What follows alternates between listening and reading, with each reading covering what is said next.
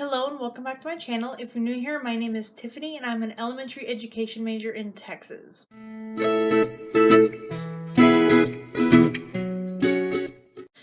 So I'm here to do my fall reads. So it's all the books that I read over the course of September to November-ish. I'll explain that ish later.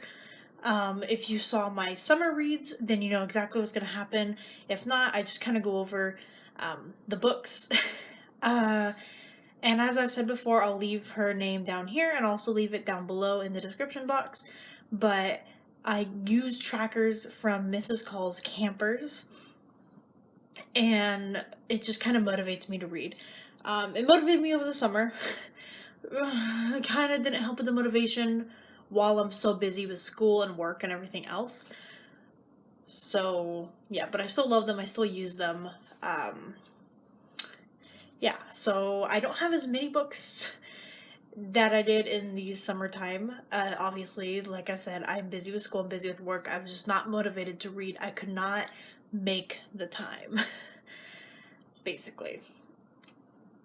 Over the summer, I was working out a lot, and 2 days a week I would go swimming, and then I would have to dry out, and so I would read a book. So I'd, depending on the length of the chapters, I might have read 1 to like 5 chapters at the pool, and then I would read throughout the day as well, just depending on where I had time. Not the case, because I'm not swimming anymore. Obviously, I'm not at home at my home pool, and I just never went to the pool here at the apartment.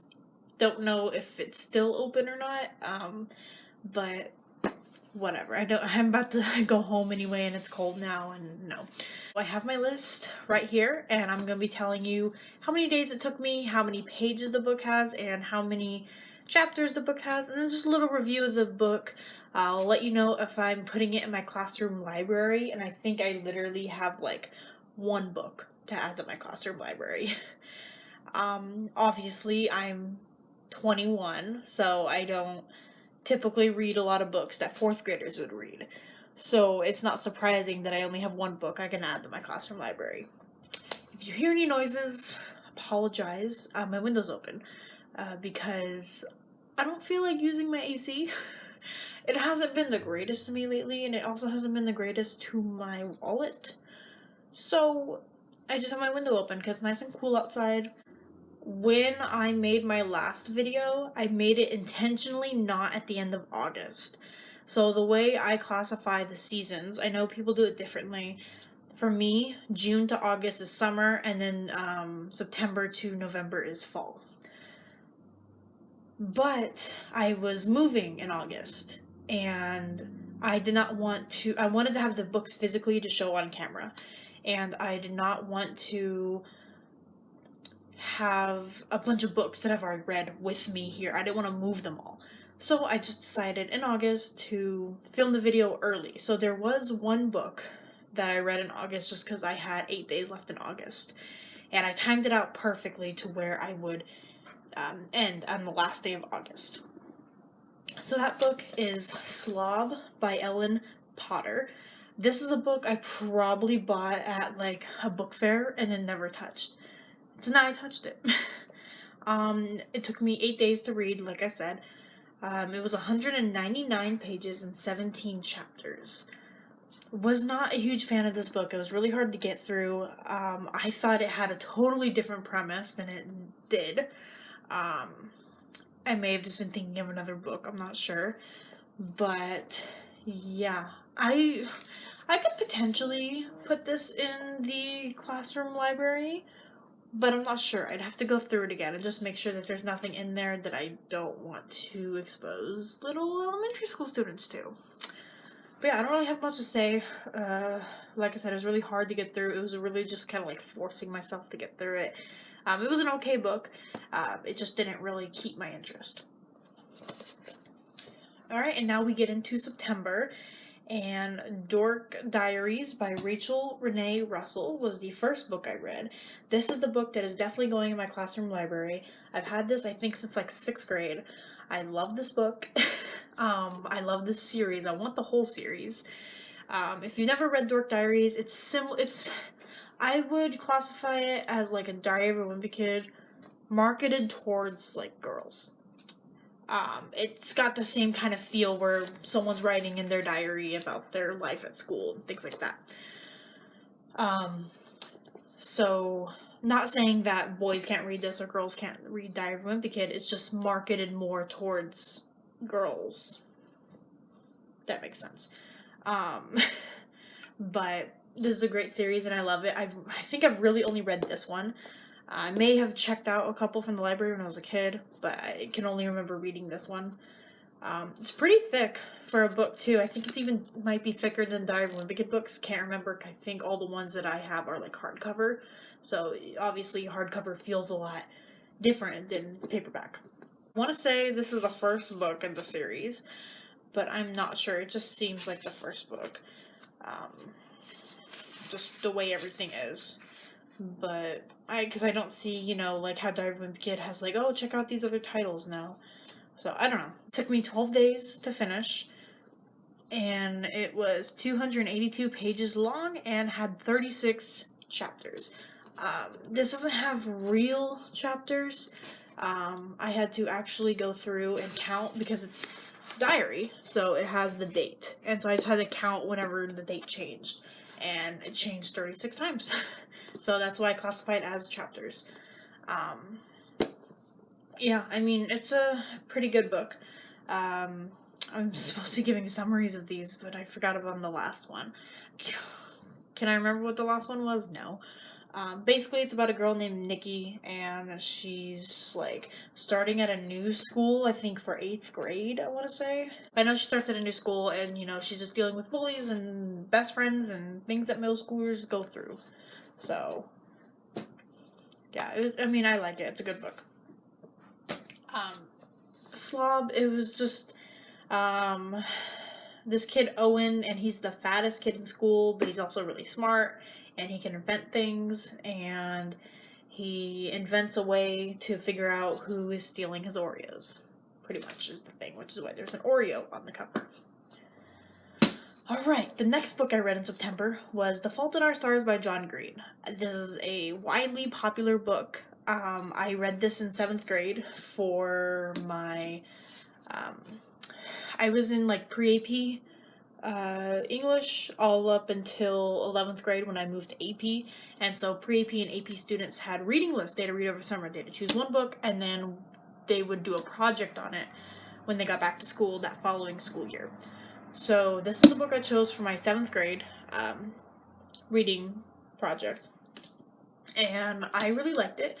I also have the movie. I don't have it with me. It's at home. And I also have a poster. Like, I was obsessed with this in middle school. I thought it was the best book ever. My friend bought this for me for my birthday because I wanted it really bad, but it was really popular, so it's hard to find. And also, books are expensive when you're a child. So, yes, it's a hardcover. No, I did not tape the book flaps like I tend to do with books. I don't know, maybe it just didn't give me a problem, I don't know. But it's basically about Hazel, who has cancer, and she joins a support group, and she meets a boy named Augustus, who also has cancer, and it's just the love story of 2 cancer kids.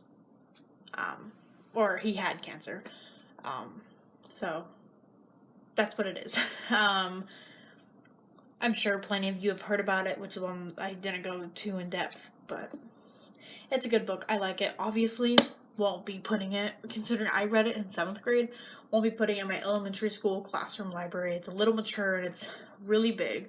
It took me 11 days to finish. It's 313 pages and 25 chapters. So it's a little too advanced for elementary school kids. The last book I read in September is called Hidden by Helen Frost. It is a poetry book of sorts. So there are the poems, and there's 3 parts in this book. So the first part is poetry from Ren's perspective. The 2 girls are Ren and Dara. And then 2 is all from Dara's. And so it's still poetry, but just different styles. So it's not like, so obviously that's like paragraphs, or not paragraphs, but like big chunks, and this is like actual like traditional poetry. And then you get into part 3, which fast forwards to when the girls are like 14, and they go to camp, and they're like, oh, then they figure out they know each other from when they were kids, because the first two are, I'm bad at giving summaries. The first 2 parts were from when they were kids, because Dara's father kidnaps Ren. I'm not spoiling it, that literally happens on the first page. And it's on the summary on the book flap. But you get into part 3. Again, they go to camp, and they're like, oh, they find out they know each other. And so, you know, they have Ren, and it's got her poetry style. And then it changes to Dara, and it's got her poetry style. It just kind of flips back and forth and gives their perspectives on what's happening. So it's pretty interesting. It was sometimes hard to follow. I'm pretty sure this one is Dara, and that one's Ren. I'm pretty sure. The only reason I have this book is because Helen Frost came to my school. So I did get the book signed by her.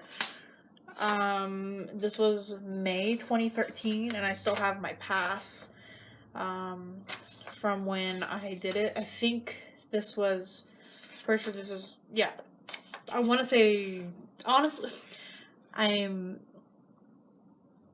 ridiculous. It was 8th grade is when this happened. I literally could have looked at the date instead of looking at the librarian's name. Yeah, so that was when I was really into like meeting authors and stuff. I always jumped at the chance when an author came to school. Or she also gave out bookmarks, and there was signed on the back too. So that was cool. Basically, that one took me 7 days to finish. It was 142 pages long and 97 chapters, because it's not like continuous. So like, you know, the first part is like 1 through 40, and then the second part is 1 through whatever. So it just kind of starts over. So I had to go through and actually count and see how much there were. So, and again, I just, every time it like switched to a new poem, I counted up. So October is where we get a little into the iffy side. First book I read in October was If I Stay by Gail Foreman. This is actually one of the books that I watched the movie before I read the book. I saw the trailer for the movie, and I'm like, that looks good. And then I went to go see it, and I'm like, oh, this is actually a book. I have not read the second book in the series. I want to. Yeah, so it is basically about a girl, Mia, and something big happens in her life, and she has to decide if she wants to stay in her current life or go on to her next life, I should say. I don't know. It was a pretty good book. It also does not have traditional chapters. It basically goes through like a day, and then it has a bunch of flashbacks. So it has like time stamps, and so I had to go through and count the time stamps to figure out how many chapters there were. And you know, that's how I would, because usually when I read a book, I'm like, okay, I'm gonna read one chapter and then I'm gonna stop. So I'm like, okay, I have to read one timestamp and stop at the next timestamp. Is how I separated the book, whatever. It took me 13 days to read, a little longer. Obviously, I keep hitting myself. This is a heavy book. Obviously pretty thick. But it's got a bunch of stuff in the back. It's got like an interview with the girl who plays the main character, and it's got an interview with the author. So it's like there's a bunch of extra stuff in the back. Like if I literally went, and also got like the first like 3 chapters of the sequel or something. But if I skip through all that, it's like all this is just extra. So yeah. It took me 7 days. 13 days. There was 234 pages of actual reading material and 17 chapters. So the chapters were pretty long considering this is such a thick book. And the print isn't like super huge or anything. So yeah, it was a good book. I liked it. Again, it was kind of hard to get through. It was just kind of like pushing, but yeah. Next book This one broke my streak. So since I've started doing this, I made it a point to not go over into the next month. Since I was doing the trackers, I was posting it on my Instagram stories, and so it looked a lot cleaner if it just finished in that 1 month, and then I could start a new book in the next month. I got really busy in October, and I just didn't want to read. And I would read literally one chapter a day, and this book is pretty long. So yeah, let's just say this took me 21 days to read. I finished it on the 3rd of November. It's called In a Heartbeat by Loretta Ellsworth. I bought this in like 6th grade at a book fair. You can still see the receipt here. Let's see if it has the date. Okay, I know it's definitely middle school because it has my middle school name on here. It was $5.99. Oh, December 7th, 2011. So 9 years ago. Almost exactly, because today's December 8th. I bought this in 7th grade. Yeah, it was an okay book. It's about a girl named Egan who dies. Again, not a spoiler. Literally, Amelia lives because Egan died. Amelia receives a heart transplant from Egan, basically. So Egan has an accident that kills her, and so it goes through both of their perspectives, and so each chapter flip-flops from Egan to Amelia. And so the first chapter, Egan, and then second chapter, Amelia, and it keeps flip-flopping. It just goes through Egan and her afterlife and her looking over at everyone and everything like that, and how she's dealing with that and coming to the terms that she's died. And then Amelia, it just talks about how she feels after receiving a heart transplant. And like she starts to feel like different because she has someone else's heart in her body and it's making her different. I don't know.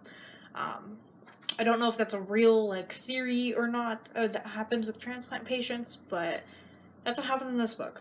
So, for some reason, I didn't realize that Egan died before I started reading this, so I thought it was like two girls sharing one heart. I don't know. But yeah.